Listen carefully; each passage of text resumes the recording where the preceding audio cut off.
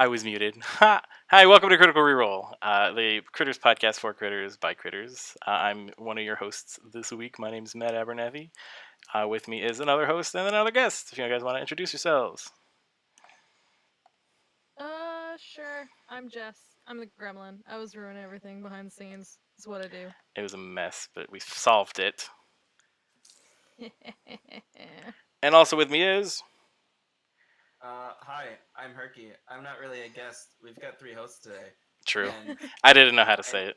I should have I'm just said three also hosts. I'm also a gremlin, and we really did not solve anything. We didn't. I'm sorry to everyone who waited for this. We literally, gave up, and it's a mess, but it's our mess, and we'll clean it up as best we can. It'll be better next time, I promise. We tried really, really hard for the past hour and a half to get this to work properly. Apparently, I gotta fix some audio levels. You guys are quiet in comparison to me. I was literally just typing that to you. Hey, we're looking at the chat. It's cool. Hi. So this is Critical ReRoll. We are a bunch of people who like many of you enjoy the show Critical Role on Geek and Sundry and Alpha. And we decided that our way of giving back to the community is talking about it. Hold on, Matt. Critical ReRoll is also on YouTube now. It is on YouTube. I saw that. If you didn't know, it's on YouTube for anybody that likes streaming things there. And anywhere you can find podcasts, because now it's an audio podcast. So now they're up to date, and it's actually going to come out at the end of before, on the day of the next episode. Is that what they said? Not the day before? Yeah. Oh, that's so weird. They should do the day before. No, anyway. but that's good, because then they said it'll come out, the morning of the Thursday. So they want you to, really listen to it. So you can re-listen if you want to. Oh, fun. Right before. Anywho. Oh, did I close something? No. I'm losing my mind. So Critical Role has finished its first campaign and now has started another one. And that's what we're going to chat about today. Dalek 8-2, a Critical Role is... I'm just kidding. You know what it is. Anyway, so this is the start of the brand new campaign 2. It feels weird because we said season 2 during the first campaign for when they had the big costume switch when they're going elsewhere. Mm-hmm. So I want to call this one season 2, but I feel like we used that already last time. Yeah, campaign 2. Yeah, campaign 2, what it says. episode 1. Yeah, campaign 2. We don't have a name yet, so it's Critical Role 2. Critical Role 2 Electric Boogaloo. Yes. It's the Wild Mount campaign for now. Yeah, that works. Pretty much. 2.0. Yeah, so, there we go. So for those who are not following us on Twitter and are not here live, we decided that we're coming back, I guess. We kind of left on a weird note with the last episode of the last podcast we did, saying that we'd be doing another episode before we actually ended things permanently, but we kind of failed a little bit in recording a wrap-up episode for the last campaign, but we are aiming to do this again, and hopefully a little bit better. Today is clearly not a good example of that, but we're going to try. We're very rusty. This is all kind of a last-minute thing, but the plan is to stream them live on Twitch and then have them come out as an audio recording afterwards. So please, if you are listening to this afterwards, especially, let us know how the audio works, how you guys like that.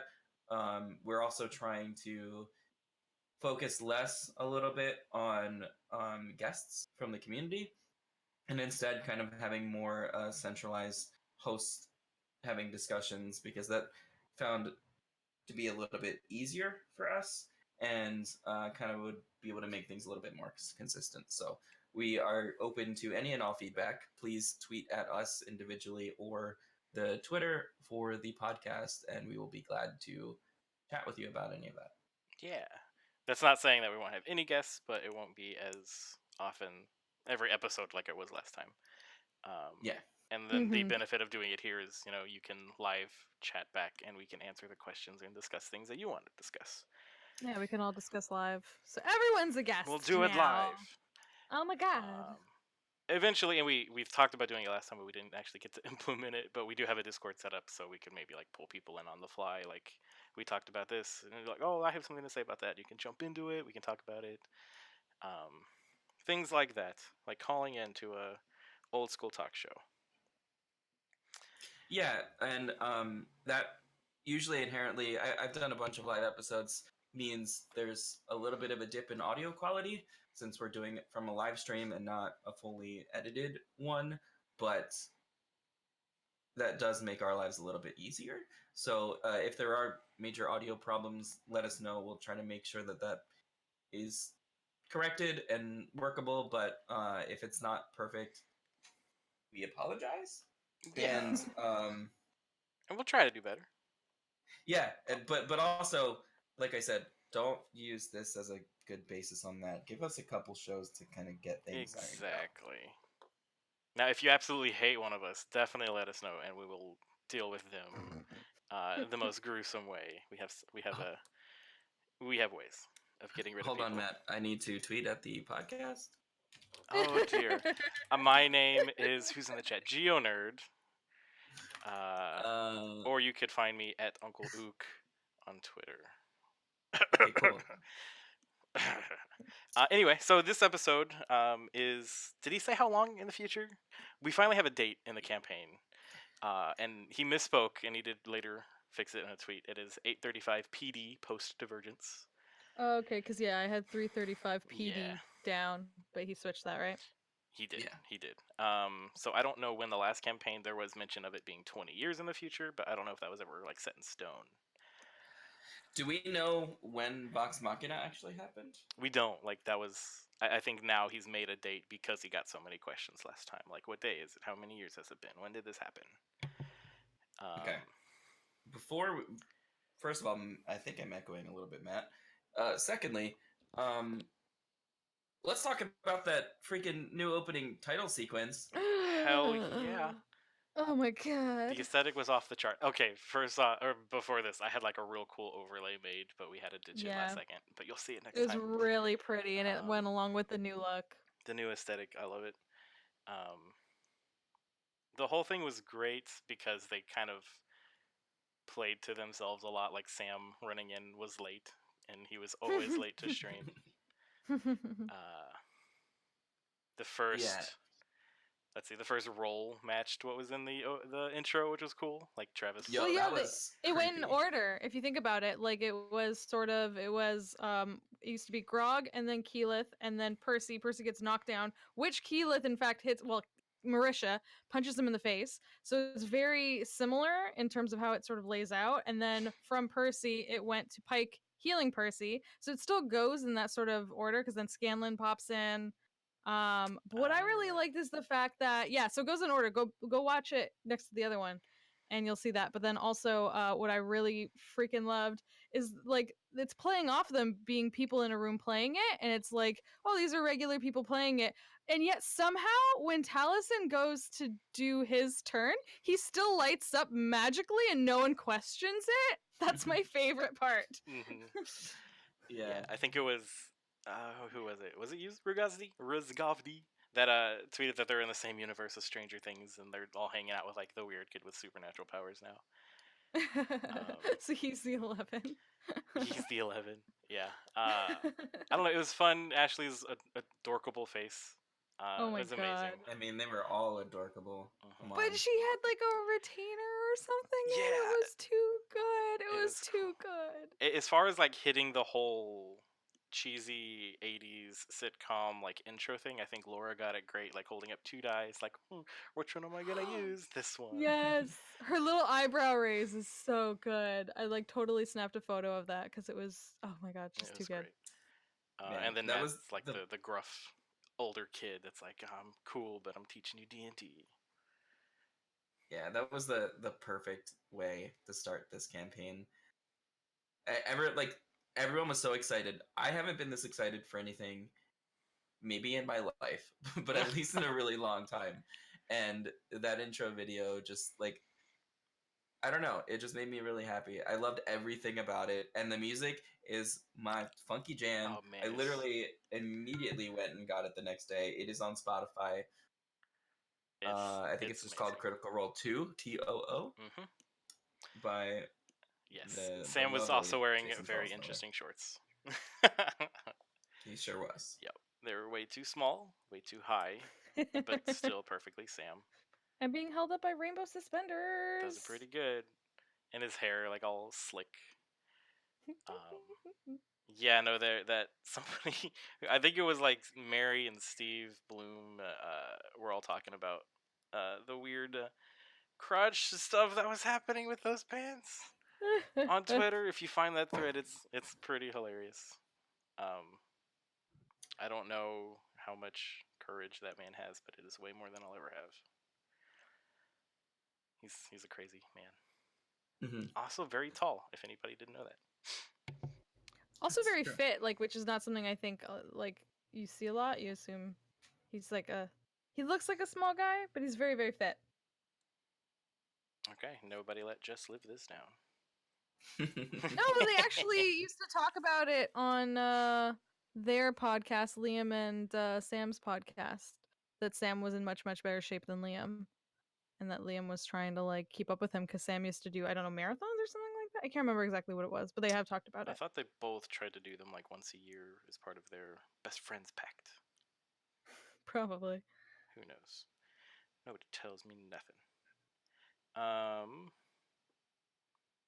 Let's see what else happened with that intro that we love, other than just its existence. Mostly that, yeah. Just the whole Travis rolling nat 20s at the end of the last campaign, and in the video, and at the beginning of the first this campaign. Ooh, something else that I noticed because when I rewatched it, the whole "how do you want to do this" at the end, when Marisha, we'll get it to the end talking about it, but she kind of does like an upwards jab into whatever the creature was, his mouth, and the way Matt described it, he did like the exact same motion describing the "how do you want to do this" on camera as he did in the pre-show video intro. So that was fun. Everything, like, they're soothsayers, and the writers have really outdone themselves already. Mm-hmm. Yeah, they're really good, man. I hope they get paid a lot. Yeah, I'm sure they're taken care of. They're probably very good off there.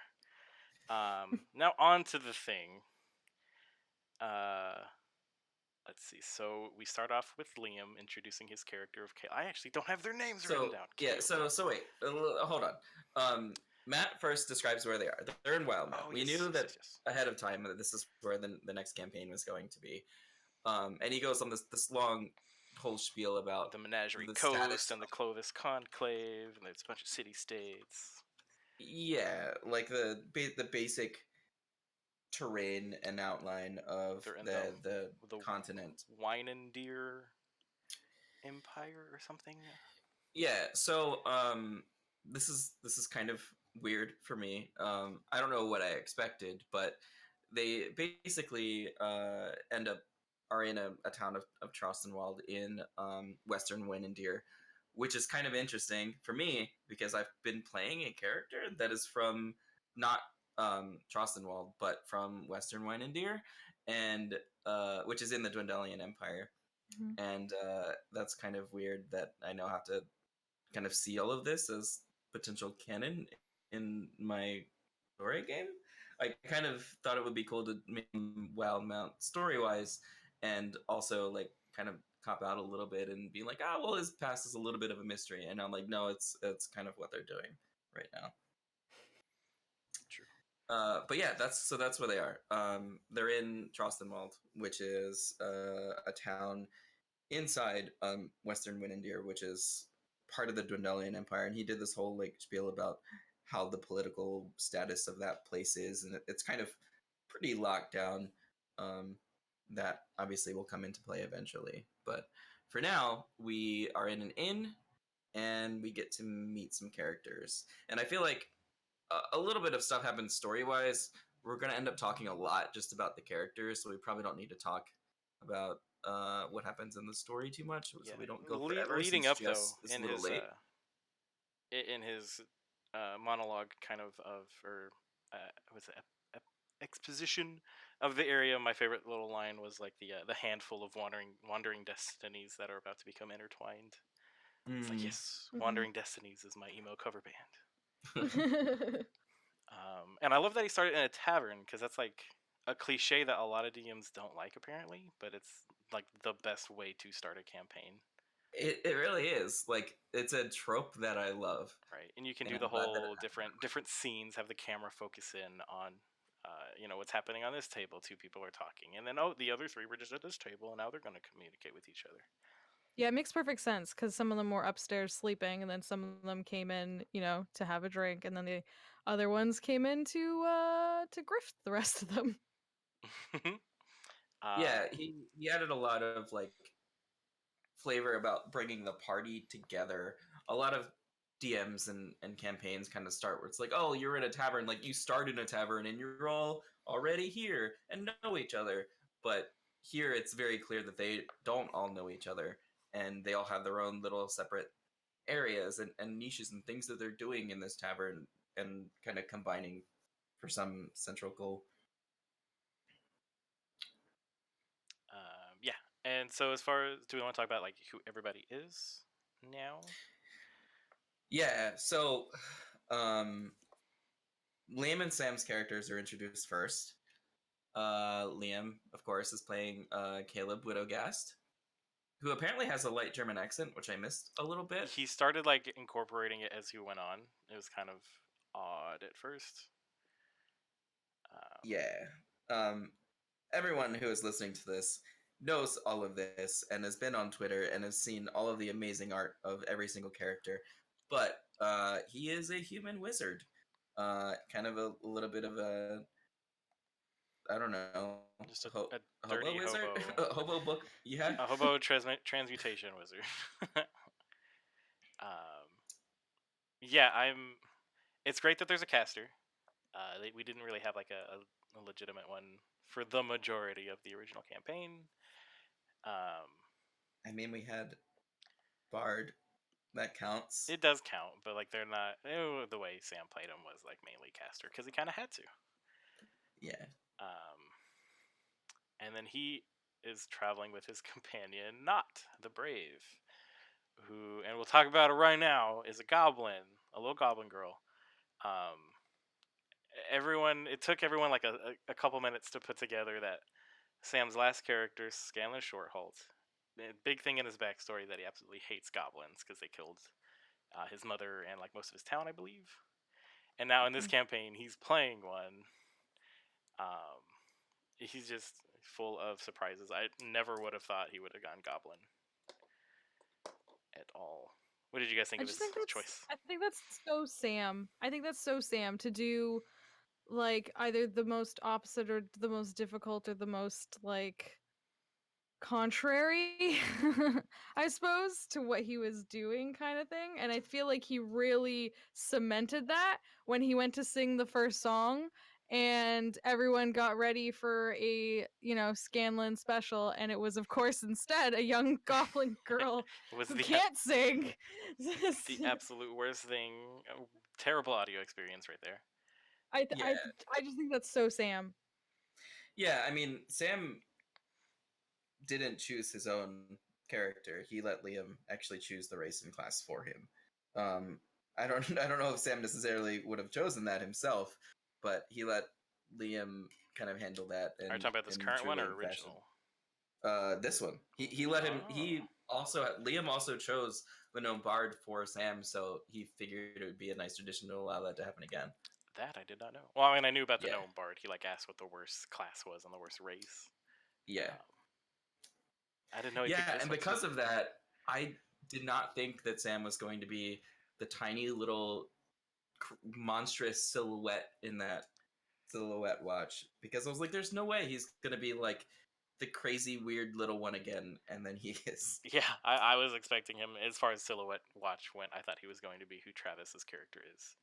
Um, it's like that's completely different than Scanlan, short gnome versus tall unidentified race at the time. Um, Yeah. so those two are So, traveling together, and they keep talking about how terrible the previous day was. And then we start kind of getting into all the mystery of backstories, like what were they doing the previous day? Why was Not traveling by herself beforehand and did something that Caleb wouldn't approve of or get him in trouble? And she saved his life I was somehow. gonna say that. Yeah. How did not save Caleb's life? True. We don't know that at all. All we do No, know is is that, that these like- little things that they were talking about were they're kind of session 0 or session 1 getting to level 2. Matt did, I guess, one-shots with each group beforehand where they all kind of did a little side quest prior I to did the not actual know that. campaign. Yeah, they kind of talked about it, like when Laura, Marisha, and Travis's characters, they all traveled together and they did a one-shot. They mentioned like they, played D&D for 8 hours moving boxes. That was kind of a joke, but it actually happened. Mhm. They played D&D. They played like an opening session before this main game. That's pretty cool. Yeah.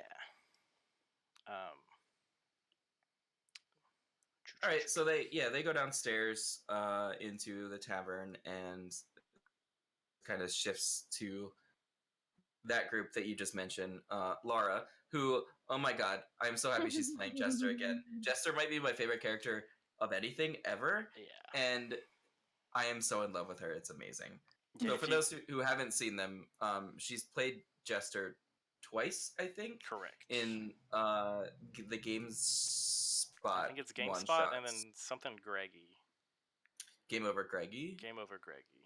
Did she play it in that one too? She did. Which I thought that might have also been the GameSpot one. Either way, yeah. So she's played Jester before, and after seeing the silhouette, I was kind of pretty sure that was going to be Jester, just how she was dressed, and I was really happy when that was confirmed. Because she's just a little blue tiefling with blue hair. I knew she was gonna do blue hair. I didn't know what race. She didn't never. I don't think she ever described Jester's appearance in any of those. I mean, she mentions that she was a tiefling, Right. trickster cleric, but yeah, I don't know if she mentioned what she looked like necessarily. I got a huge kick out of everybody's reactions to each other's accents introducing their Yes. characters, especially Sam's and Travis's. Everyone's reactions to them. Sam's finally doing an accent. Yes. Uh, I love that he saw everyone freaking out because he started to do his basically it's the voice he does for any like young street urchin. Like I feel like he's reaching back to his Les Miserables days, but it's so funny because he was like, "Yeah, that's right, motherfuckers! Like I'm doing this voice for the next 2 years. 2 Deal with it!" years. Like, yeah, no, I don't want him to kill his vocal cords, but I want him to never stop doing that voice. So, can't die. So they go downstairs, and there's the other table with Laura, Marisha, and Travis, who are Jester, Beauregard, and Ford, not Fjord. Mm-hmm. And they are just now receiving money from doing their previous like one shot with Matt, where they like killed some rats and helped the Bombach family of ale makers, wine makers, whatever they made, whatever drink that is. Yeah, so I mean, let's talk about their characters for Right. a second. Marisha is a human monk, which was the other silhouette that I actually knew, because she's talked about Yeah, she made being it a super monk obvious. a bunch of times. It was pretty obvious. Her name's kind of interesting. She talks later about because her parents wanted a boy or thought she was going to be a boy, and that's why she has a name like that. Right. But it's pretty cool that people just call her Bo. Monks are awesome. I love monks so much. That's one of the classes I haven't played yet. They're great. do we know which kind of monk she is? We don't yet. I don't think you do that until level 3, That's right? right. Yeah. Oh, okay. And she has Yeah. to wait to get her thingamajig. Okie doke. Yeah, most of them don't have like a path yet because they're not at level 3. Some of them happen earlier, of course, but Ooh, that's a good point in our chat about the rogue, because rogues don't get archetypes yet. Sam did mention, because they all kind of get on this magic kick, talking about something that happens later that we'll get to. But says that Caleb has been teaching them magic. And so maybe as far as the rogue class goes, he'll go arcane trickster. That'd be interesting. yeah, that'd be cool. I But wouldn't be surprised. back to these three. It'd be Sorry. very different. So then there's Ford. Ford, the half orc hexblade warlock. Yeah, man. Which we don't find out that he's a hexblade until like the very end of the episode. We didn't even find out he was a warlock until then because they didn't show his character. Oh no, yeah, they did. Well, he cast Hex. Well, that and like I think Alpha posted his beforehand on accident before he had announced it. But they didn't say Hexblade. No. They did. I was watching both the Twitch stream because that's what I prefer, but then also the Alpha stream so I could see anything they put up there. Otherwise, yeah, they didn't put anything. So they were actually really good about that on Alpha. They didn't spoil anything, and they did update them as it happened. Right. As the character would say something or do something that would indicate they were a very specific class. So like once he cast Hex, that was like warlocks are the only ones that can cast Hex at that level, I believe. So that gave him away pretty clearly there. And it wasn't until the end when they said that he was a Hexblade warlock. But he's the charismatic, attractive one of the group. And he's got an intelligence of 14 this time. So he knows what's up. He knows what he's doing. Yeah. Yeah, so they're collecting money. They've got a decent group dynamic. Jester just wants to have a good time. Beauregard's kind of just there. Apparently she gets into trouble. And then Ford, I can't really place anything. Is he like the diplomatic one, but also the one that doesn't make decisions? Because he didn't really He's the pretty one. He's the pretty one. Okay. He's the face. Excellent. The handsome one. Mm. Yeah, I think Travis just really wanted to hide that from people. He didn't want people to know that he was so charismatic, just because I think he wanted to like surprise the rest of his friends that way, because no one expected him to play a character like that. True. Or maybe he's not playing a character that's particularly charismatic, except when using their warlock things. Maybe. Because like Sam even said after like later in the game, I think he said, "Wow, do we not have any charismatic characters?" Yeah, I was literally gonna say that. He said like, "Wait, are any of us high charisma?" Like, and I was gonna say like, who do you think is gonna be like the mouthpiece? But you're right. Like Travis was just keeping it on the down low, but he's very high charisma. So now he's gonna have to be the mouthpiece for the group. Mm-hmm. So we have those two groups, Travis, Laura, Marisha, Liam, and Sam, and two separate tables adjacent to each other. And then, so one table gets coin and is counting it. Other table hears them and looks over, and that's when Laura decides to merge the conversations in the best way possible. Leans over abruptly and, are you staying here? You smell bad. Yeah, she pretty much just tells them that they need to bathe. Yes. Do you know what great, and that's what I love about Jester is she's just so like frank, but also so sweet and cute at the same time. She was so sweet about it. In a way, she kind of reminds me of like Anya from Buffy, but if Anya were actually a nice person. I see that. I see that. Yeah, I can see what you're getting at. She's just blunt. Yeah, nice. Exactly. And it's so funny to me. And like Anya's one of my favorite characters. The seating change did kind of mess people up because they weren't where they were supposed to be. I'm kidding. It's gotta be different. Sam made a remark because like Laura was going through dice. He just turned to Travis and he was like, "Is she gonna do this every time?" Like you don't even know. It's like you don't even know. Now he's the one that has to like deal with that. Oh, and she's not the treasurer anymore. That's gonna be tough for Laura. To let that go and let Marisha handle it. Let's see. So they're talking, and it's funny that Liam was Sam being a goblin. Not everybody's supposed to really know that he's playing a goblin, or at least like in game, you're supposed to keep that under wraps, literally in this case, and also with a weird porcelain doll mask. But he is the only person that really gives it away the whole time. Like someone's looking at him, okay, yeah, she's a goblin, but don't make a big deal out of it. I'm like, well, you're the one making a big deal out of it. Yeah, and I mean, I think they talked about that on Twitter a little bit. He misunderstood somebody. I think mentioned that the mask is there for trying to sneak around from being like seen from far away, but under any sort of like face-to-face scrutiny, you'll clearly see that it's not a human or halfling underneath there, that there's some kind of other monstrous creature in that manner. So I think Liam just went ahead and said that because when anyone's talking to her face to face, they'll clearly know that. Right, like And they those lips both aren't moving. rolled decent perception checks too. That's also Yeah. very true. So those two groups get to talking, and then let's see, was anything special before the other two join in? No, I don't. No, I don't think so. Okay, cool. So there's this description of a like suave gentleman walking through tiefling, and then like a stoic large female following him, and that's where we meet Taliesin and Ashley's characters, who I'm excited to see their group dynamic once Ashley gets back for the next episodes that she'll be in. But they are carnies. They're part of a Yeah, traveling and show.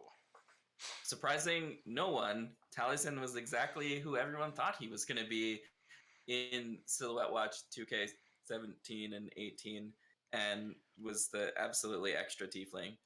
Yep. Still not as extra as Taliesin can be, but pretty damn close. He's playing Mollymawk Tiefling. That's how he introduced himself. Which we find out later is a blood hunter, which is pretty cool. Yeah, let's talk about that real quick. Everyone assumed Travis would be the blood hunter because he's been dying to go werewolf for a while. Maybe he got that kick when he did it for his Grog one shot, and also the game over Greggy one shot. He played a Lycan blood hunter. Mm-hmm. But this time it is Taliesin, which is very interesting.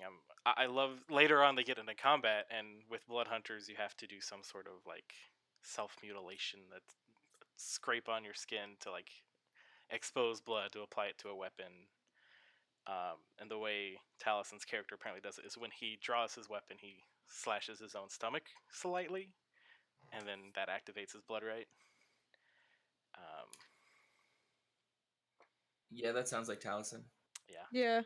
Yeah, cuz was it Matt? Matt described it as like he drew out his His weapon across his scimitar like and exposed he pulled it abdomen. across his chest. Yeah, like he across his chest and then it became ice crystal. Do the weapons when you're a blood hunter have specific elemental powers? They do. When you choose Blood Hunter, there you get like a blood right at the beginning, and you can choose I think fire, lightning, or ice off the bat.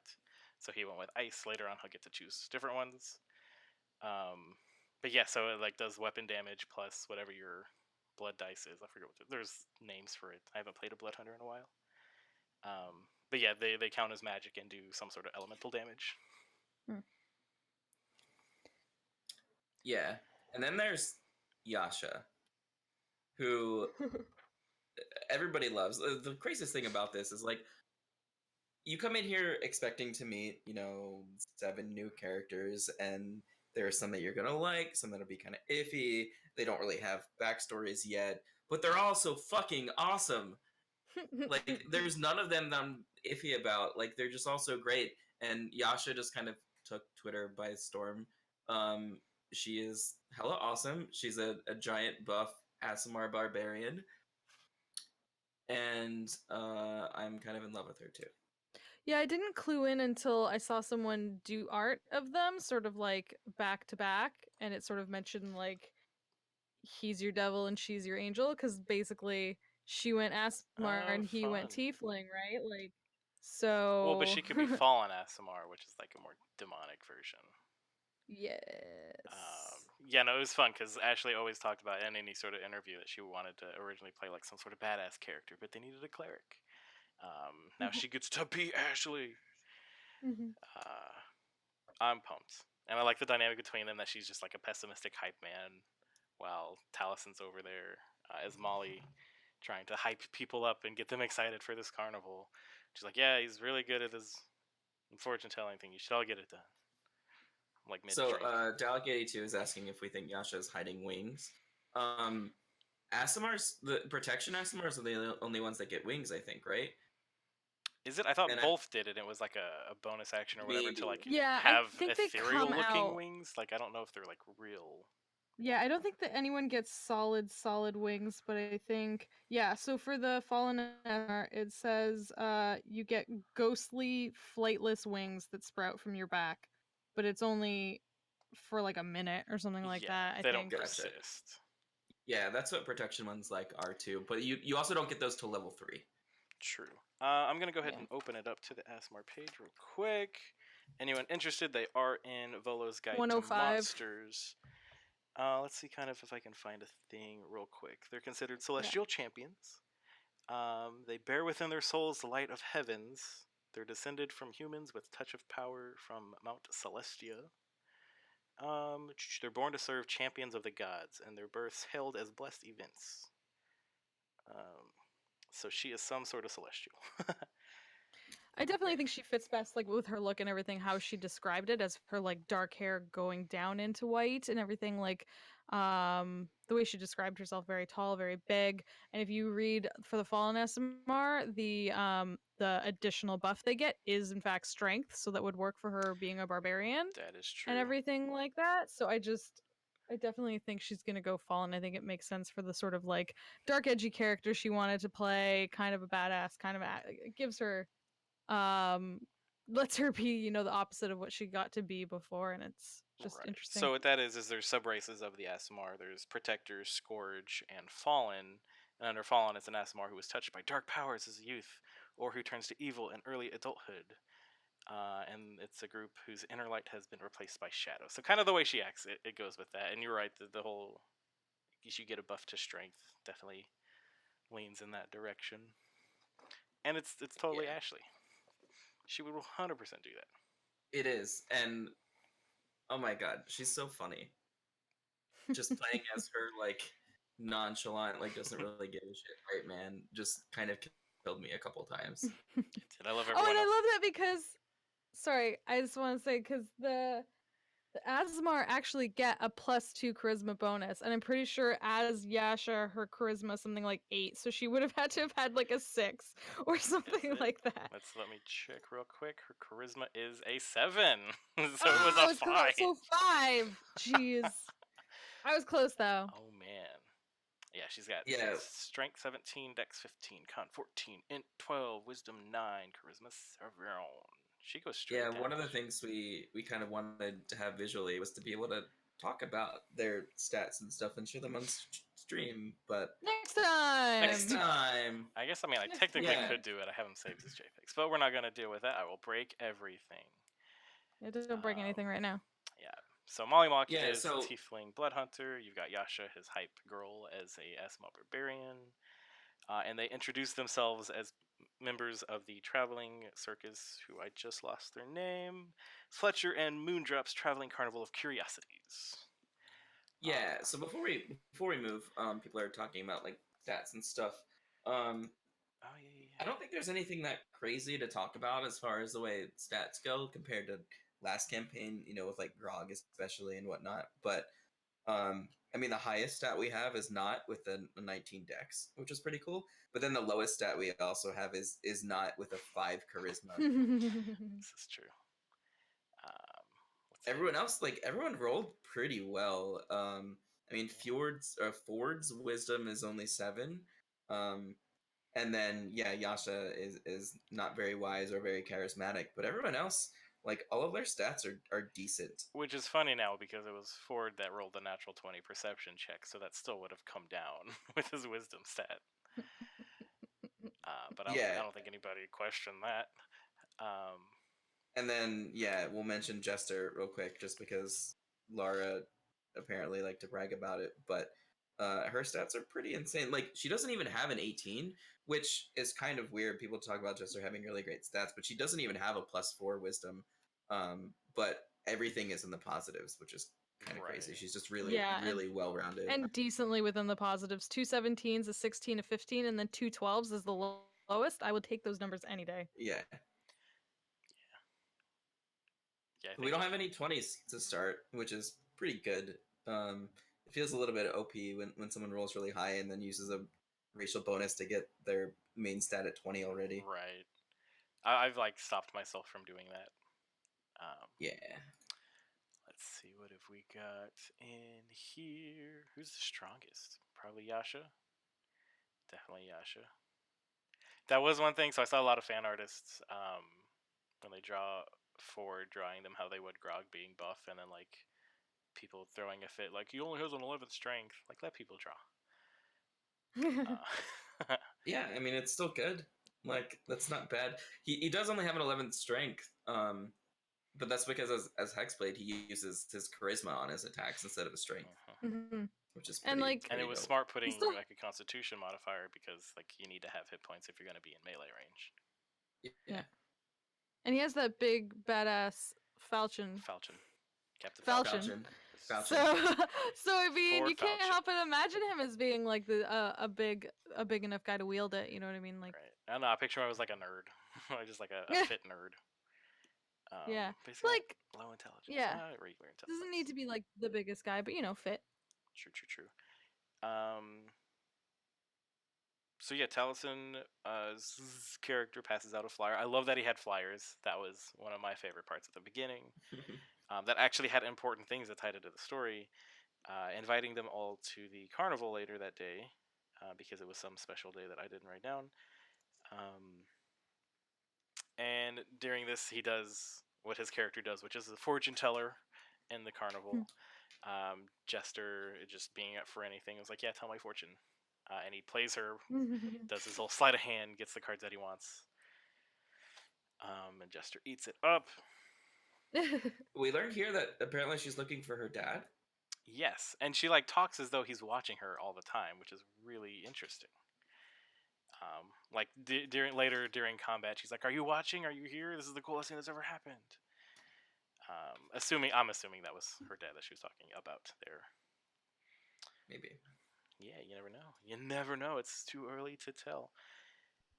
I'm curious about Molly's giant peacock tattoo.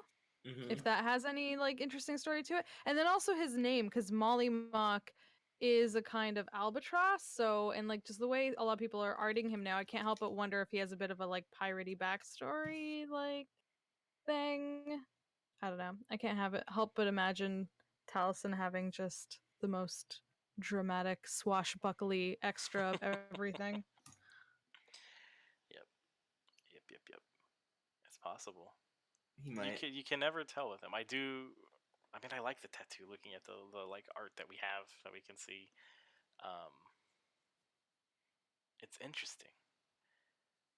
Yeah. He's a very interesting man. It's crazy. Like I talked to him once, and he like pulled a random clown nose out of his pocket. And he's like, oh, that's where that went. And I was like, you have more than one. And then he went through explaining all the different types that he had, talking about his clown parties, and then it got weird after that. Oh my god. So.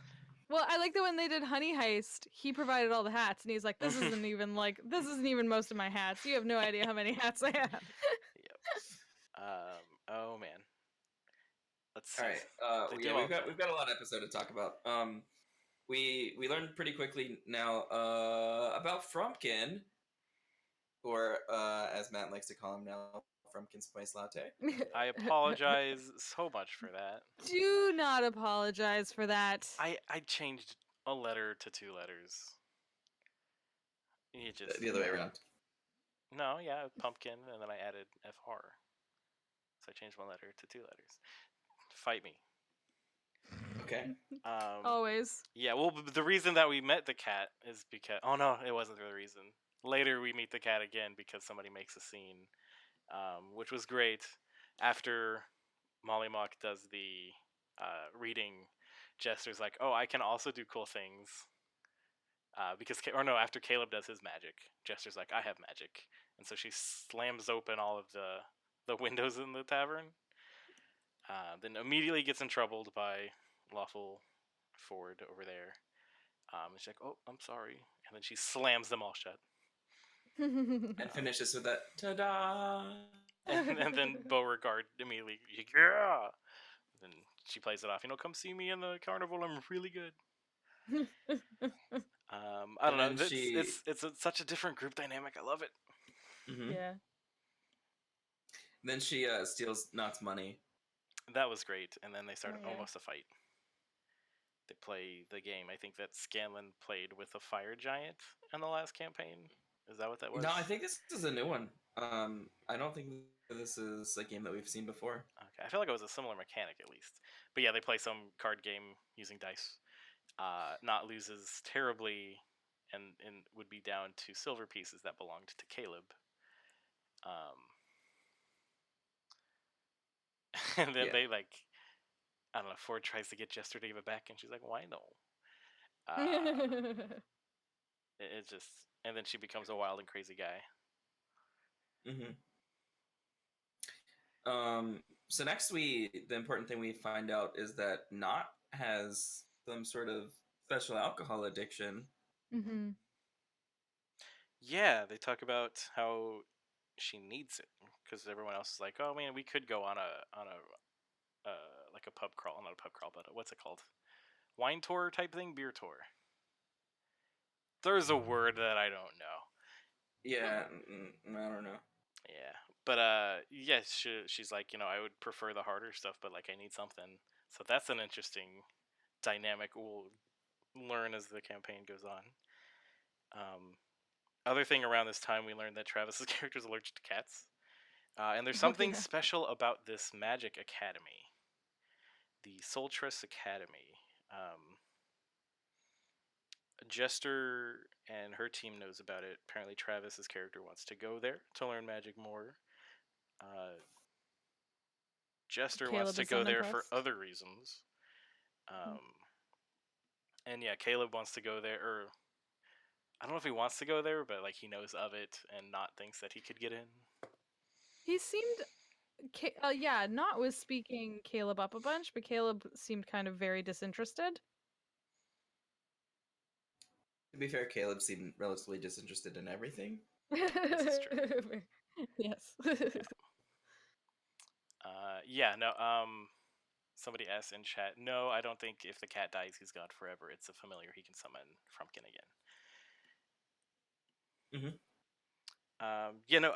I feel like this academy is gonna play a bigger part later on in the campaign once they get done with all the carnival nonsense. Just because everybody knew about it, and somebody in the party wants to go to there. You think that's where they're gonna find their new Allura? Just like their academics, their information sources, their I think all those things? Jester's trying to steal something there, personally. I don't know why. I just feel that way. I would not be surprised. Well, because she like kind of shied away when Ford's like, I want to go there to learn magic better, and she's like, I also want to go there. He probably did get kicked out of the academy, Caleb. That could be a thing because he studied when he was younger and then he stopped, and now he's like recently picked magic back up. Jester just seems like she's naturally curious about everything. Yeah. May not necessarily have been particularly to thief, but that might be what she does when she gets there. True. So all this kind of all the tavern scene stuff kind of winds down as they look at the job posting on the Craigslist board, and then Caleb has been trying to find books, so he has his own little kind of adventure. Well, everybody goes with him, and we find out Jester's kind of a jerk at bookstores. She rearranges everything and puts them spine side in. And then that kind of ended it before the break. Well, Matt gives a really amazing description of a carnival procession, kind of gathering everybody and leading them to the tent. This whole time I've been wanting to see The Greatest Showman, but like this is kind of scratching that itch of needing to see a carnival show. And then they went to break, and somebody won a Wormwood thing, like they always do, because giveaways are great. Speaking of Wormwood, that table though. Holy crap! The table. Did y'all notice it had cubbies? Yeah, they were talking about it. They were saying how excited they were that each of them had like little spaces for all their stuff. Yeah, like I didn't catch on when they said it, and I just saw when Laura like pulled out a player's handbook. I was like, why do you have that in your lap? And then she like put it in away somewhere. Like, oh man, it's a cubbyhole. Yeah, I mean that's like a couple dozen $1,000. Yeah, no. It kind of like it's cool, but I can't help but like always think how much extra stress that puts on the Twitch studio, because like they have that thing that's taking up real estate inside their already not huge area that they have, and it's always for Critical ReRoll. Yeah, but It's awesome. Yeah, and yeah, the DM cut out for Matt. He's like in the table. Yeah. Said it was handmade by Wormwood over 100 hours. That's bananas. It is. This shit is bananas.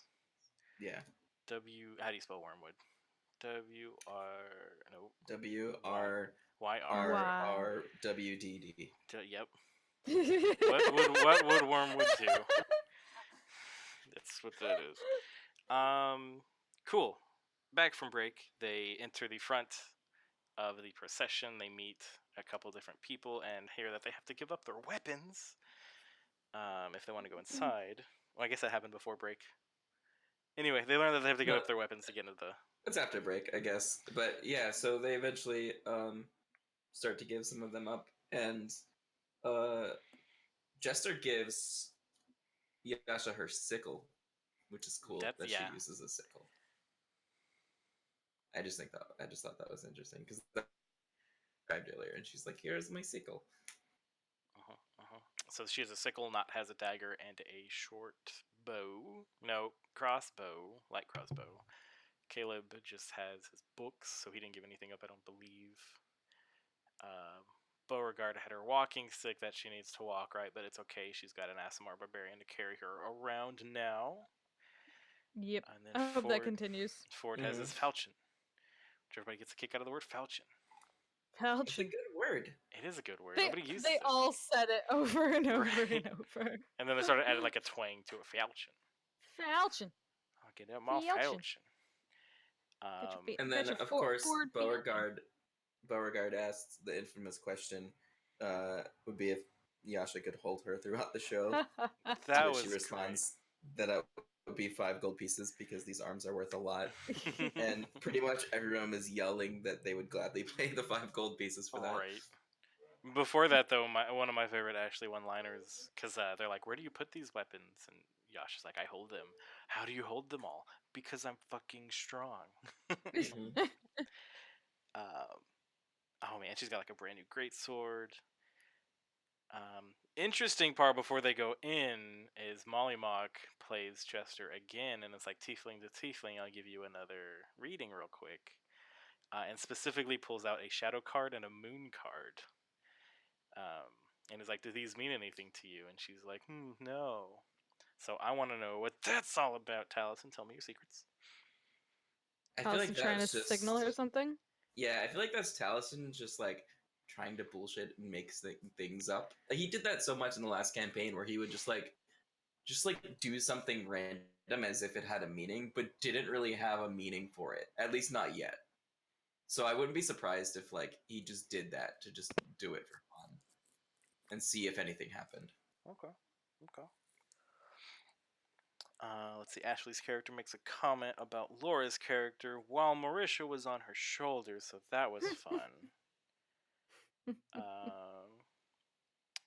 We learned that Jester draws things. She's got a notebook, so she drew the cards that she saw. Liam used the word purse a lot. I thought that was great. Let's normalize that. Guys can have purses. Of course. I like when Liam actually described how he had like a gun holster on his side, but for books. Yeah, those exist. They're like a thing. They're like weird underarm fanny packs for books. Yeah, no, there's a lot of cool art with those already. I love it. Books are cool. Yeah, everybody's assumed Bo has a thing for Yasha, but nah. Let's see. Will you hold me through the show? 5 gold. These arms are worth a lot. That was the note. We meet the leader, the main person of Fletcher and Moondrop's traveling carnival of curiosities, Mr. Gustav Fletcher. Who wood race was? He was an elf, correct? I believe so. Some sort of elven, tall person. Was it him or Bo that has the handlebar mustache? We also meet Bo, the breaker half orc. But that's Bo. That's Bo. Yeah. And then Matt does really cool circus act descriptions, which everyone was enthralled by. It's just so good. It's like you described. You described wanting to go see like a show, like a movie about circuses. This is like arguably Matt is so good, and like he knew he had everyone in the palm of his hand. I feel like he was like, what aesthetic will get everyone drooling immediately. Right, and it's a carnival, and he's got like the weird contortionist knot sisters that you were saying beforehand have like a lot of yawn tea styles to them.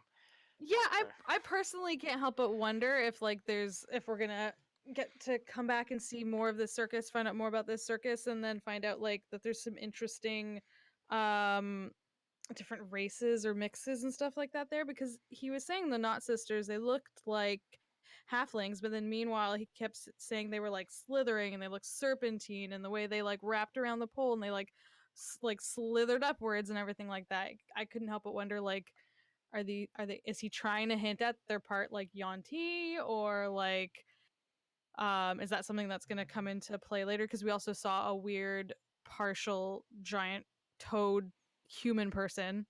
Like there seems to be some interesting stuff here. I mean, a carnival is a perfect place for for people that might, misfits. Yeah, yeah, different people who are like different and separate, and I think that's a fun storyline everyone would be interested to right, and it's explore. fun to think that maybe this is where like all of those people congregate, like people that might be half elf or someone that might have been struck with lycanthropy, has kept their humanity about them, but then has now joined a circus because society has shunned them, or they're sunning themselves from society. Um, yeah, the Devil Toad, that part was interesting. But before that, real quick, Matt has got rights to use the Witcher soundtrack, and I believe the song he used was from The Witcher, is what I've seen on Twitter. Um, and the assumption is that he knows the song so well that he got audio cues to like push the story. He gets to one. He does the Knot Sisters and their contortionist act, and then there's Orna, the fire fairy, who does a lot of like fire juggling and big explosions and acrobatics. And then there's Toya, this little dwarven girl who's gonna sing this beast and like lull him to not attack. And as he's like starting to describe her getting to her position, and then like you hear her voice, and like right when he said that, the music played the vocals in the track, and it was just perfect. Like he had to have practiced that a lot. Um, I did not notice that, but that is oh awesome. man, if you go back and Yeah. watch it, everyone else like kind of stops. Like, how did you do that, Matthew Mercer? Yeah, the very ethereal singing comes in at just the right moment. And then he goes further as to like, it's entranced the crowd. He describes everyone as like not even realizing that they're crying at this point. And then that like she's not singing with just her own voice, nobody else is like singing, but they hear a chorus of people behind it, and the music changed to have that. I don't know, that That's so cool. it was chilling. It was really cool. Yeah, my only real notes for this is just carnival things happen because there was just so much, and it was so fast, and it was so awesome, and it was so descriptive that I just like wanted to just stay in the moment the whole time. Well, and you have the fiddle player whose name I immediately forgot, who's walking around He like just called him the fool. the fool. Yeah, like what's his story? Why is he doing that? Because eventually, when they pull out the Devil Toad, he's one of the people pulling him out on the chains. Him and Bo the Breaker, and he's still holding the fiddle, but it's playing itself now. So, what's the deal? I thought that I might have remembered this wrong. I also remember that the fiddle kept playing, and he was, like you said, holding the chains to the Devil Toad. But I thought Matt said that the fiddle was floating Oh, beside I him thought he or was saying he was. behind him. I just remember hearing like or seeing. Either way, like you go from Yeah. like you said, like a semi like even the most seemingly basic person, the fool, is clearly magical, and like it's clearly it's I a don't. magical place. So you guys think that there's like going to be more and like something special with this carnival? Because I thought it was basically just a pretty good setup to get them all tied together, Yeah, no, that's and how I I think feel about it. probably something that Taliesin kind of wove into his backstory, and then Matt was like, okay, well, I'm going to use that as the setting to tie the rest of these people together. I don't think there's going to be much about the carnival moving forward. I think they're going to end up doing whatever they need to do here, kind of get their names cleared and move on from there. I don't see this being anything that they're going to pursue. I personally. personally, I want to know everything about this carnival. I want to know who these people are, what their backs like, what not their whole like entire life's backstory is, but like they bring out this Devil Toad. Matt doesn't say what it is. My assumption is it's some like a death slod. He's one of the slotty. He's like the big black like humanoid giant toad man. But like carnivals do, they fool you, and like they're kind of swindling you. Yeah, Clowery is his name. So once all hell breaks loose and the old man transforms, we'll talk about that in a second. Bo the Breaker yells up to Clowry, who's the who's the Devil Toad, to like take Toya and get her safe. So that guy's whoever the Toad is part Troop. of the troop, yeah. And so I want to know, like, is that all they do is use magic? Or are these people that naturally have some sort of shape changing ability? Is See, it that's what somebody I was that's like saying. That's what polymorphing them into things? exactly. Thank you. That's exactly what I was saying. Because there's a lot of characters where like the Devil Toad, like the halflings, where they seem to be more than they are, and I was like, is it an illusion? Are they shape changers? Are they all inherently magic? Like, I would like to know more. I would love to know if we're gonna have some more, just uniquely modified Matt characters. Right. So like I Possibly. don't think this is like a main story thread, but I think some of these people might be recurring characters because it's a traveling circus. If they don't get shut down here, maybe they'll be in another town we'll see them in. Kind of like Mm-hmm. Dr. Transel. Mm-hmm. Mm-hmm. I feel like if they Yes. were something other than what they were at face value, Matt may have had them roll perception or investigation checks to see through illusions or things like that, and he didn't. Yeah, but see, that's why I feel like I could see them either we're gonna see more of them immediately as they try and resolve the circus being in trouble situation, or like Dr. Dransel, they'll see them on the road another time or two, and we'll learn more about them and find out, you know what I mean, more that they are more interesting and unique than they first appeared. Or Mm-hmm. maybe the fiddle could have had some sort of mass hypnosis thing, and so they wouldn't have noticed even if they were looking for it. Who knows? Yeah, because we still don't know if the whole ordeal that broke out, if that was indeed something that was happening as part of the circus, or if it was something that was happening separately and it was just misdirection that it was at the circus, or Right. And so what does happen, so in the big flyer that Molly Mock hands out to everybody, it mentions at the bottom that they don't want elderly or sick at the show. They kind of explain that by, it's really exciting. We don't want anybody to die. Because apparently somebody has died, according to Yasha. Uh, and and apparently one made it through. And so this gentleman, while Toya, the dwarven girl, is singing, stands up and kind of reaches for her, and then goes through some weird transformation into a grungy, mangled, ancient tree trunk-looking fellow. And then we get the initiative rolls. I, for the life in me, couldn't figure out what it was that this thing had turned into. He's some sort of zombie. Right, but some special zombie. I think Jesse, you were talking about earlier, like it could be like some sort of Matt special zombie that, like, or maybe it was Dustin we were talking earlier, because Matt really tried to focus in on how they were repairing themselves when they got damaged. Maybe yeah, that's that just the there's way gonna Matt's be. DMing has always been, but like it seemed like he was real focused on that. Yeah, and that's why I was saying that like we don't know if this situation happened, cuz it could go both ways, right? Like you said, it was on that flyer. They didn't want the elderly, they didn't want the sick. That's very suspicious considering a sick elderly person who was there then became a monster. It Right, seems almost as if they knew something was going to happen. But then again, that could be something entirely separate. There could be something ongoing in this city that is being hidden, and it just outbroke there and we saw it. And so it could be that it's not just a regular zombie.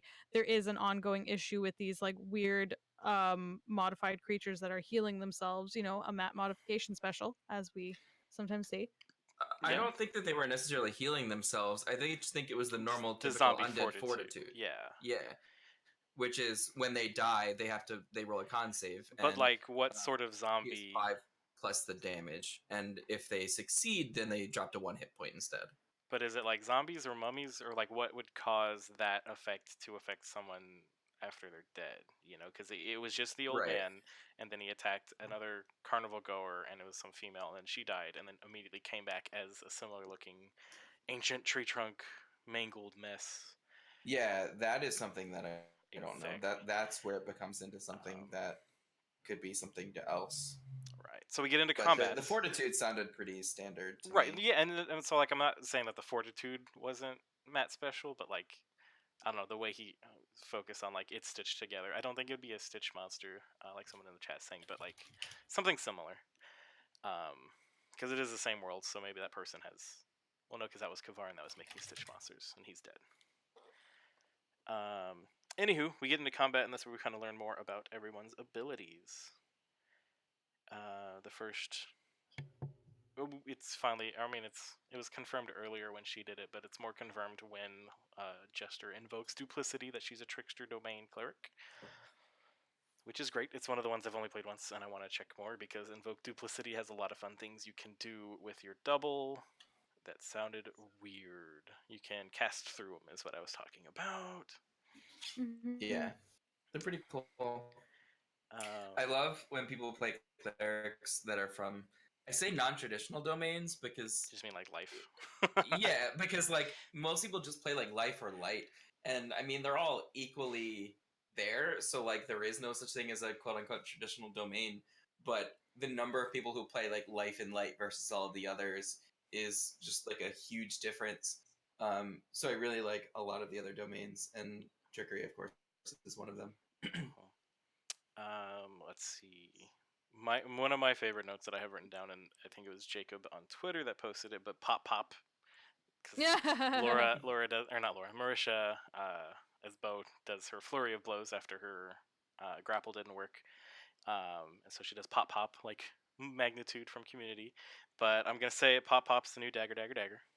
Pretty much. Yep.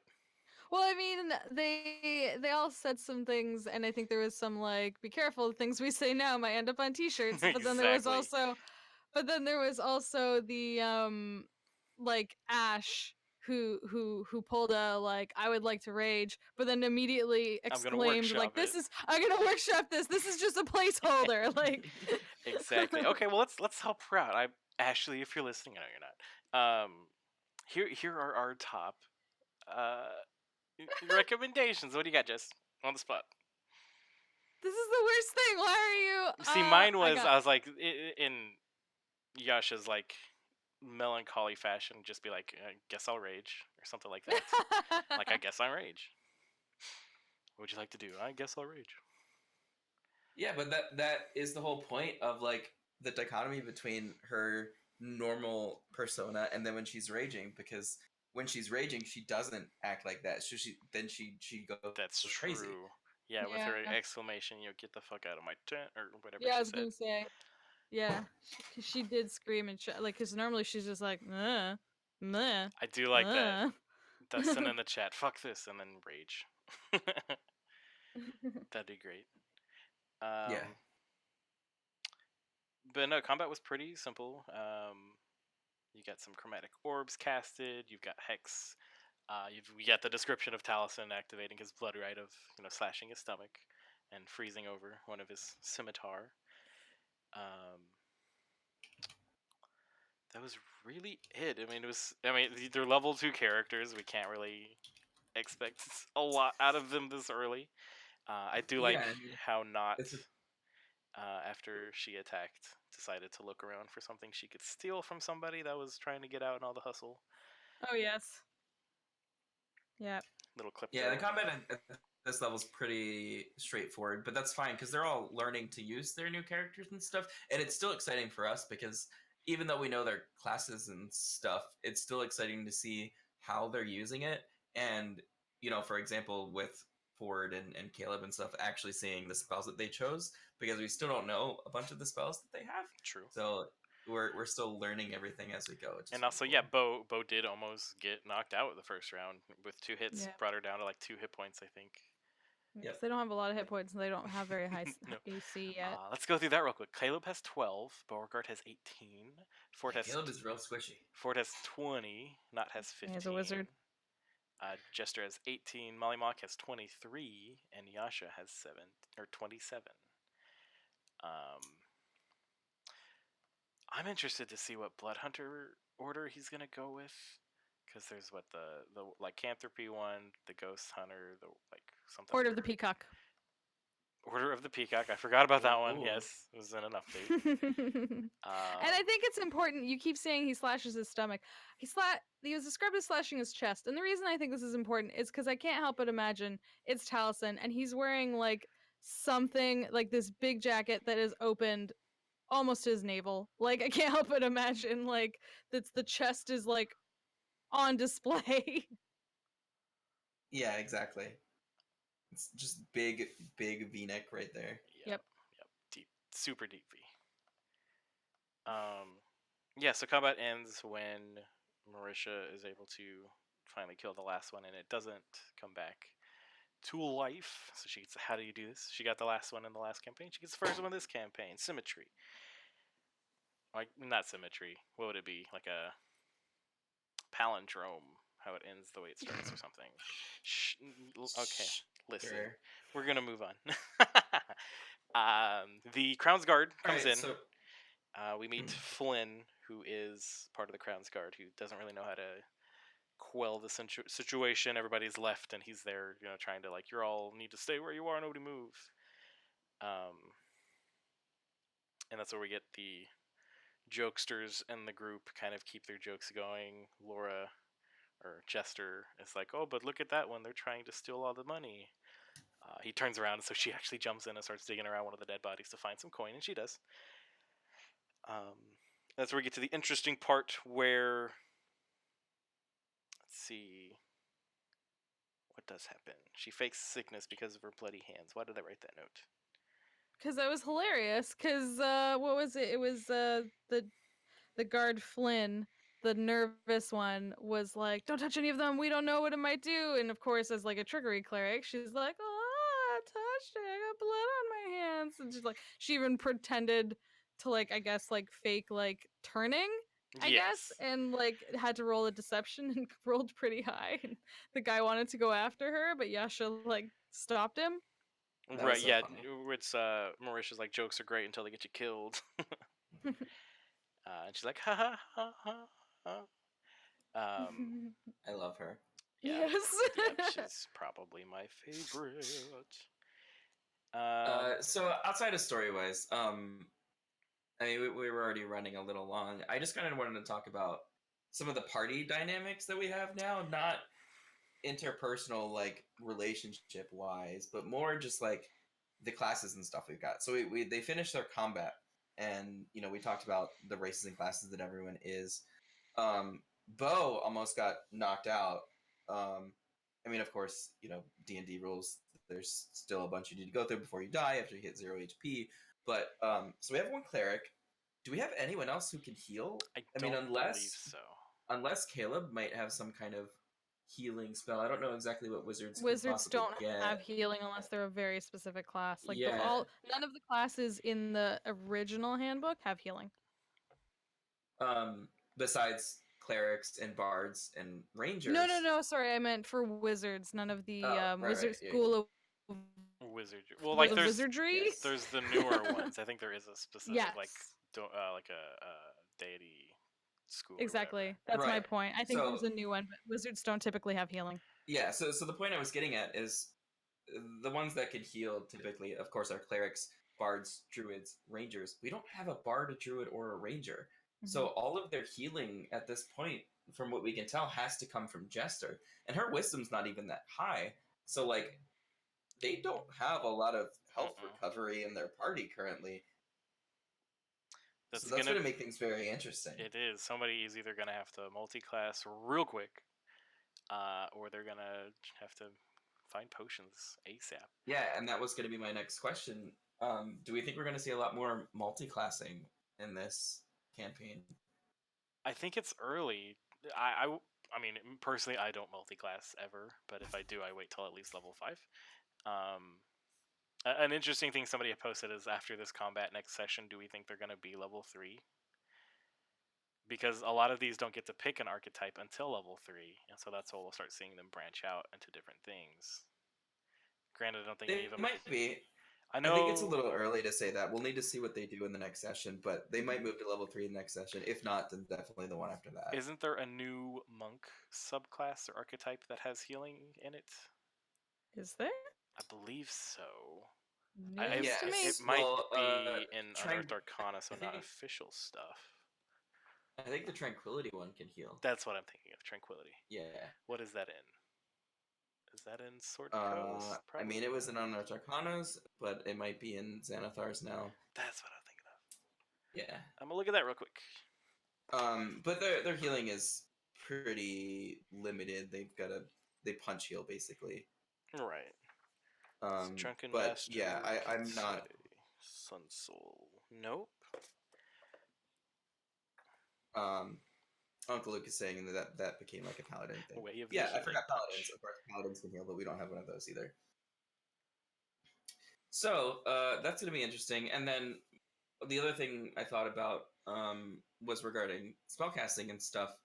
Um, of course, Keyleth was their big like get out of jail free card in the last campaign, with Scanlan kind of helping with that, having some really big crazy arcane spells that like really just helped the whole party do something that was like kind of unique, like with the mansion and stuff like that. With their current party, that's pretty much only up to Caleb.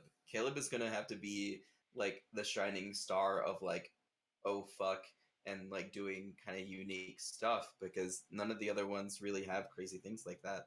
Like we have a warlock and we have a cleric who are both spellcasters, but clerics' spell lists are of course more geared toward Like support and whatnot.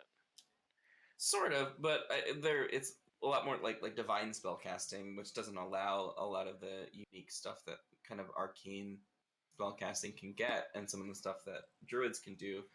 Um, and then yeah, warlocks don't really get a lot of access to stuff like that. True. So And they're super. They don't have a lot of slots to begin with. yeah. So like in combat, especially, like it's gonna be up to Caleb to kind of do some of the big like saving your ass or teleporting and things like that. I'm interested to see how. Of course, this is way down the line, but I'm Right. just thinking about like their actual general party dynamic right now. Well, I'm interested Yes. on the Blood Hunter more because all of the different orders. Like there is one. Somebody that I forgot the mutagen order where you actually like make concoctions that give you a buff, but also a debuff. So like you could become really strong, but then your intelligence goes down while you're affected by this thing. So maybe he can make like healing tinctures or something. I feel like that's the thing I don't exactly remember. Um, if she's going one of the more celestial Azamars, I think they have like a built-in healing mechanic, but it's not great. I'm still on that. I don't know. They're gonna struggle a lot. We'll see. They're actually gonna have to use hit die. We might have some multi-classing coming on. Yeah, I think multiclassing might make sense. But even then, like they would just need some like little stuff. Like healing word is so insanely useful for bringing up people because it's a bonus action and it can just revive someone and you don't need to be there. Yep. So like I think we're just going to see a lot more multi-classing eventually anyway. And because a lot of them rolled pretty high, it allows a lot of them to be like to kind of have two main stats that they might use. You know, like Jester's dexterity is just as high as her wisdom, and you know, some of the other ones have like really high wisdom, even though it's not something that they use, and vice versa with some of the other stats. So well, and we might see not, you know, do like you mentioned some arcane arcane trickster. That's what I was just about to say because trickster. their intelligence is 16. That's pretty good. Yeah, or even, you know, multi-classing in wizard, or maybe it'd be awesome to have for bard, but who knows? It'd be a song falchion. Yeah.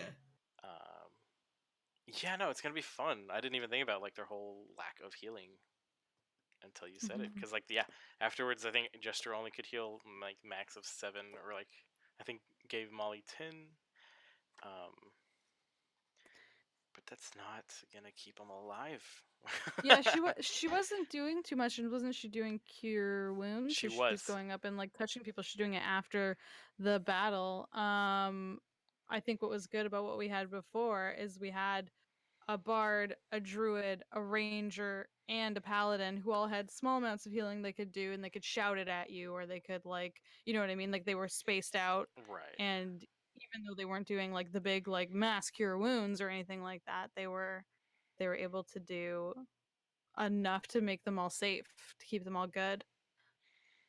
And then, like you were saying with the spell casting, I'm really curious about that because we really, but you're right, it might be more end like later campaign stuff because early on they're not going to like they're gonna have to travel by foot. They're gonna have to travel by horse. They're gonna have to travel in regular ways. They can't just go tree striding all the time. Like they can't just go plane shifting and all that jazz. They have some of those big things unavailable to them, and just like I don't think, do wizards get counterspell?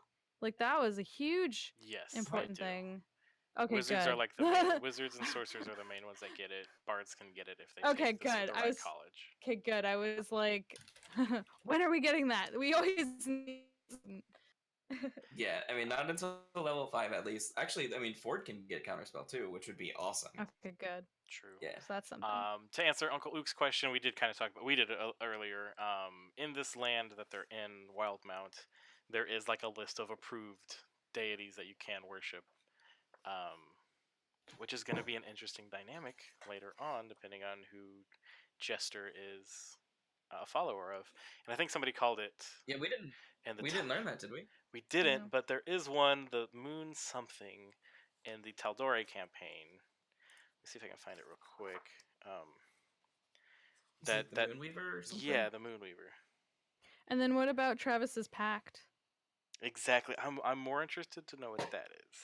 I'm really curious to know who he has a pact with, because he really comes across as this like nice good doer type guy. And I'm like, who are you in a pact with? Yeah. I'm curious. And it's more interesting too because when they were talking about Caleb's magic, he was packed to his falchion. David to his falchion. No, when they were talking about the magic school, Jester made it a point of like, how long have you had yours? So maybe like Ford's pact is like something recent. I mean, he's not wrong. Like the Hexblade pact is with a weapon, so like that's the whole point of the Hexblade is you made a pact with a powerful sentient weapon. So that might not necessarily be his falchion, but possibly something else. It's weird because they didn't really discuss his falchion being anything spectacular or doing anything special. But I mean, that's kind of the whole point of the Hexblade patron. So Travis is being a huge troll to all of us, and he built a character around having a sentient weapon again? Oh my god. Pretty much. That's great. Thanks, Travis. We love you too. You ass. Yeah, we'll see how it actually plays out. But it's fun anyway, like, because I'm assuming Hexblade have the same thing, like the pact of the Blade Warlocks normally do, where you have that weapon that you can call, like, wherever it is, as long as it's on the same plane, you can call it back to your hand as a bonus action. Is that right? I haven't actually looked at the Hexblade. I meant to, but I forgot to. If it is, like, I think it's funny that he could put so much resistance into giving his sword to Yasha, because he could just summon it back in his hand immediately. I'm not sure. Yeah, but the Moonweaver is widely worshipped within halflings and elvens. She's the patron of illusions and misdirection. That does seem appropriate. Yep. Yeah. And Painted, that was so... She's often painted as a young girl of light skin. I was literally about to say that too. Is that why Molly was giving her the moon card? Yeah. I was going to say that might have been his... Jinx without even saying it. I don't know what that was. I apologize. One thing I wanted to point out too is like Dalek82 asked about a lack of a tank in the party. Yes. And I mean that's kind of true. I mean, of course, barbarians are always kind of tanks, but I mean, from what we understand, Yasha might not be with the party for a little while, and Yasha's AC and more importantly, her con's not that high. It's only 14, which I mean, of course, is a pretty good stat, but for someone who's going to be in someone's face smashing them, AC is going to be, or hit points are really important. But it looks like Yasha rolled really well on her starting HP because, like you mentioned, she has 27 to start with, which is hella good. Hella. Yeah. So that the trend of like Yasha having a ton of HP compared to everyone else might not continue. And it's interesting too because beforehand you were mentioning how like last time Ashley kind of had a crucial dynamic in the group of being the healer and she was often gone, and at this time it wasn't such a big thing because she wasn't the healer, but now she's like the most probable tank because she can go into rage and take half damage, and now she's not going to be there to take damage for everybody, so it's like they're always relying on her to either heal them or to now keep them from getting hurt. Yeah. I mean, Jester is pretty tanky.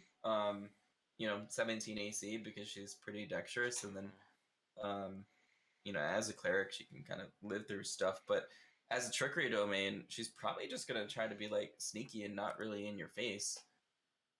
Well, she has that duplicity, so she could always like, oh, I'm over here, no, I'm over here, and then like be up in Yeah, someone's but face. that doesn't work out for very long. True, but it It's does like give her the it's pretty ability. cool, but It gives her an interesting ability because now she doesn't always have to have healing word to heal from afar because she can use her duplicate to do cure wounds, which heals more, and she can send Oh, it that's off to like stand by somebody to like go heal. yeah, that's really Mhm. handy. Yeah, and I mean it's clear that Ford's gonna be still in there smacking away Yeah, with he's his going melee. falchion. His con is 18, so Yeah. he's always gonna have pretty decent HP, but he's still gonna be relatively squishy. So we'll see. Maybe we don't know what his other spells are, but he might have something that can kind of help him out with that. And it's gonna be hard because with Blood Hunter, anytime you activate your Blood Right, you take damage, and it lowers your max hit point as long as you have your right activated. So that kind of takes Molly out from being any sort of tank because he's always going to be at a disadvantage in combat.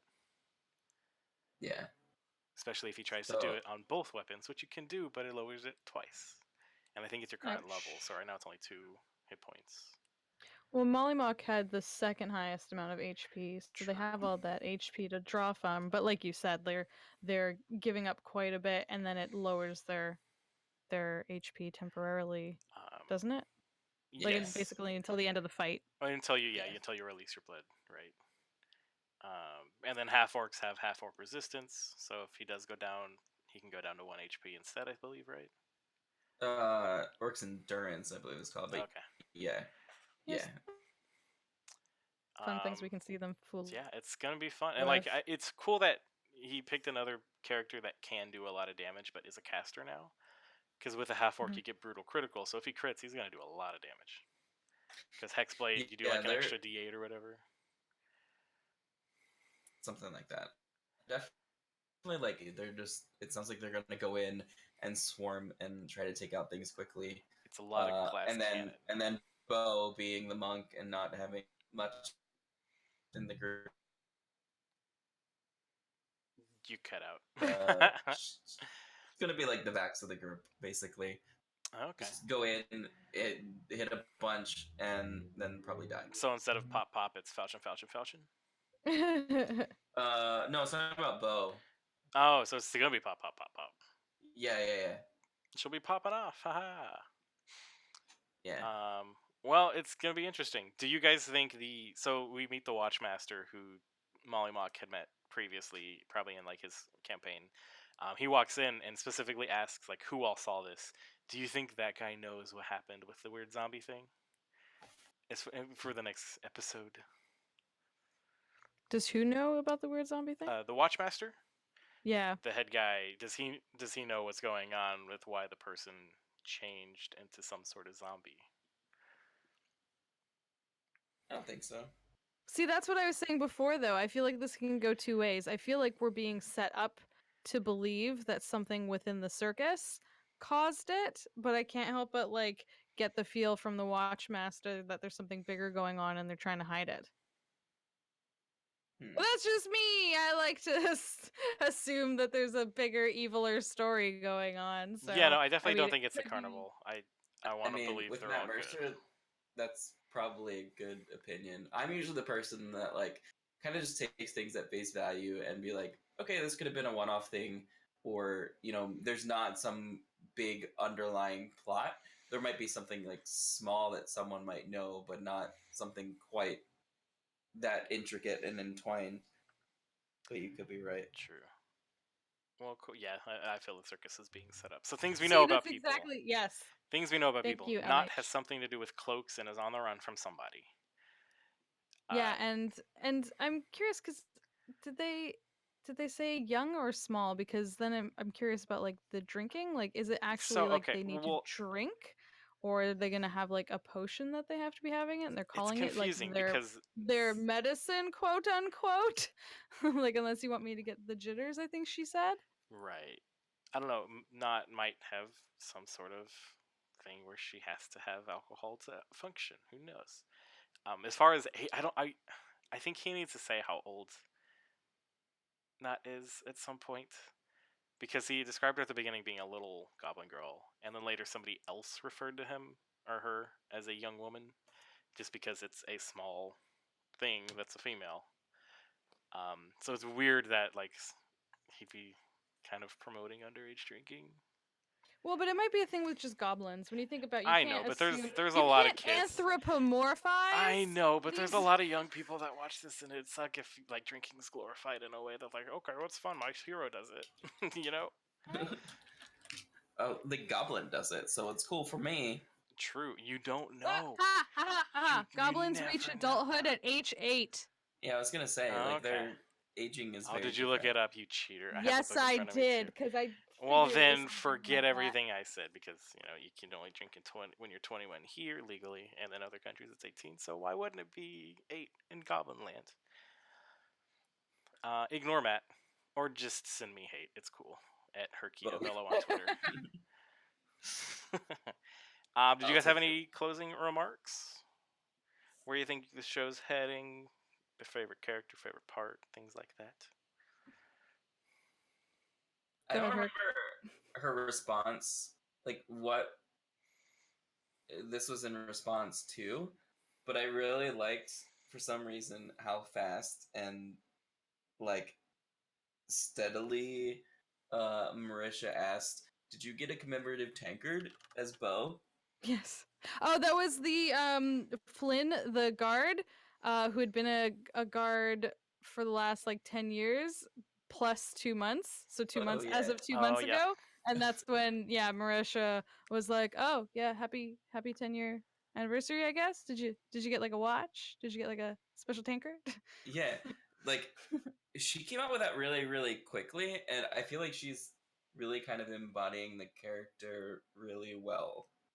Like not just in the description and like come up with a backstory, but I feel like every time anyone talked to her, she was like already really into character, which was really cool. Some of them you might take a little bit of time to really kind of feel out how they want to play them, but it sounded like she kind of had it down pretty well. I thought yes. that was really funny. Right, and that was one of I the things I like was saying beforehand about like how great it is. The first campaign, it felt like they had to grow into the characters, and this time they like are starting as them. Because beforehand it was like they have to learn D&D and also have to make a character behind it. And this one they already know how to play D&D. Now they got to focus right off the bat on making like their characters, how they want them to be, what they want to play for the next however long they're doing this campaign. Yeah, I like exactly. that she's another like not very high charisma. She's not like, I think it's like a 12, which isn't like bad, but it's also not great. And I like that she's playing it like very differently. Hmm. Yeah, like she's last time she was like afraid to talk, or like, but now she's like just talking to talk. Um, it's gonna be fun. Mhm. Did you Yeah, have it's anything, cool. Jess? I think pretty much what I've said. I'm really curious. Like I personally really want to see more of the circus. I hope we get to see more of the circus, and I hope it turns out that there's some like really interesting NPCs there we get to see. I'm curious if there is an underlying story with the Watchmaster and the Cerberus Assembly, which I could find no info about, and I was very curious about if there's something going on there with the zombie people. And then I'm really curious, just this whole other world we're in. It's very interesting. It's cool because who's here? King Bertrand Dwendal, which we heard about in the last campaign, but only mildly referenced as an enemy of Ripley's, and um just yeah, like what you guys have mentioned a bunch, just that there's very specific deities that are supposed to be allowed to be worshipped. So like how I think Matt in just the first episode, not even spending that much time on describing the environment, has built this whole like so much opportunity of like places for there to be story and conflict and stuff for us to like see and learn about and explore. I'm so excited. Nice. I personally just want to see what everybody chooses at level 3 when they get an archetype, because that's like gonna shift everything one way or another. They're all gonna be like ranged, or they're all gonna be up close in combat. Um, but I just want to see what sort of hijinks they get up to next, because there's another probably jailbreak episode with the tiefling going to jail. Yeah, but they don't have all the cool stuff that they had in jailbreaks before. Well, they didn't, because last time they met Percy in the jail too. I don't remember what level they were, but it was pretty early in the campaign. Yeah. Yeah, I'm excited to see the archetypes. Yeah. I wonder if some of them might change some of their ideas now, because they didn't really know what everyone else was playing. So they all came in, and now they might have the same idea we had, and realize, like, oh, we only have one person who can heal, and, like, she can't even do it that well. Like, she's a cleric, but not a Healy cleric, and her wisdom's 17. So, shit. Yeah. I did like that they kind of gave Ashley an out, because she's probably not going to be back. We don't know for how long, but she, got the out of leading someone out of the tent and then just running off into the woods. It's very suspicious, but it makes it to where they don't have to worry about trying to get her in if she's not able to get in. I know it's gonna be fun moving forward. I'm excited. Yeah, I just want to see the spells. Give me them spells. Give me them spells. Yeah. Well, cool. I can't wait to see more of them being excited by each other. Yes, that's so good. Just as they revealed their characters, revealed their voices, they all just would smile and laugh, and it was so happy and fun, and can't wait for more of that. Yeah, it's really fun to see who really kind of relish in that. Like Travis especially, he loves revealing this stuff to other people, and he's like being extra secretive. So it's really fun to watch that happen with some of them, as opposed to like Lara, who's like, everybody knows Jester. I'm just gonna throw all of my things at you. Look at all the cool stuff I can do. Yep. But yeah. Oh man, it's gonna be fun. It's gonna be a fun campaign. Woo. Well, I guess that kind of wraps it up for us. Thank you everybody for tuning in and watching on our first Trash Fire live show. Thanks for hanging out. Cool. Oh, I don't have a thing. Keep talking for 2 more seconds. Well, 2 more seconds. 1, 2. That's talking not enough. I'm so sorry that we'll just have to sing it. Trash fire. We'll just have to sing it. Bum bum bum Next. bum bum bum bum. Bye guys. Everybody say bye. Bye. See ya.